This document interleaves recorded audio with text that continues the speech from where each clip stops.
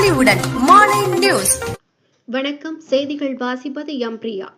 இந்திய ரயில்வே தொழில்நுட்ப மேற்பார்வையாளர்கள் சங்கத்தின் அவர்களது முக்கிய கோரிக்கைகளை வலியுறுத்தி சென்னை சென்ட்ரல் புறநகர் ரயில் நிலையம் முன்பு அடையாள ஆர்ப்பாட்டத்தில் ஈடுபட்டனர். இந்த ஆர்ப்பாட்டத்திற்கு அகில இந்திய தலைவர் எம் சண்முகம் தலைமை தாங்கினார். அப்போது அவர் செய்தியாளர்களிடம் கூறியதாவது: அகில இந்திய அளவில் அனைத்து மண்டலங்களிலும் போராட்டம் நடைபெற்று வருகிறது. அதன் ஒரு பகுதியாக சென்னை சென்ட்ரல் புறநகர் ரயில் நிலையம் அருகே தென்னக ரயில்வேயின் பல பொறியியல் பிரிவுகளில் பணிபுரியும் இணைப்பு பெட்டி தொழிற்சாலையில் பணிபுரியும் இளநிலை பொறியாளர்கள் மற்றும் மூத்த பகுதி பொறியாளர்கள் திரளாக கலந்து கொண்டு தங்களுடைய கோரிக்கைகளை வலியுறுத்தி ஆர்ப்பாட்டத்தில் ஈடுபட்டு வருகிறோம்.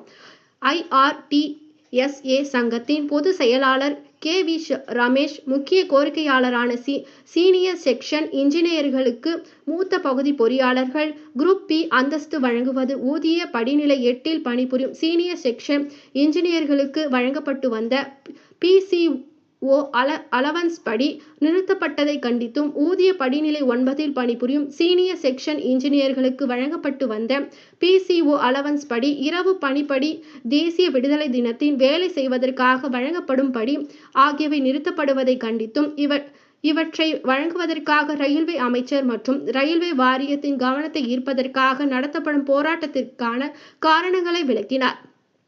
இந்த போராட்டத்தில் சங்கத்தின் நிர்வாகிகள் மற்றும் சங்கத்தின் தென்னக ரயில்வே மண்டல தலைவர் சுனில், மண்டல செயலாளர் சிங்காரவேலன் உட்பட 100க்கும் மேற்பட்டோர் கலந்து கொண்டு தங்களுடைய கோரிக்கை வலியுறுத்தி ஆர்ப்பாட்டத்தில் ஈடுபட்டனர். அந்த அலவன்ஸ் 3 அலவன்ஸையும் கட் பண்ணி லெட்டர் கொடுத்துட்டாங்க. லெட்டர் கொடுத்துட்டாங்க. எங்களுக்கு அது பிடிக்க ஆரம்பிச்சிட்டாங்க. அதாவது லெட்டர் ஒரு மாதம் ஆகுது. எங்களுக்கு இதில் அதாவது நாங்கள் ஒரு பதவி உயர்வு கொடுத்தாங்க. பதவி உயர்வுனா எங்களுக்கு சம்பளம் ஜாஸ்தியாக வரணும். அது ஒரு 3000 ரூபா அந்த இன்க்ரிமெண்ட் ஜாஸ்தியாக வருதுன்னா, இந்த அலவன்ஸ் கட் பண்ணுறதுனால எங்களுக்கு 6000லேருந்து 10,000 வரைக்கும் நஷ்டமாகுது.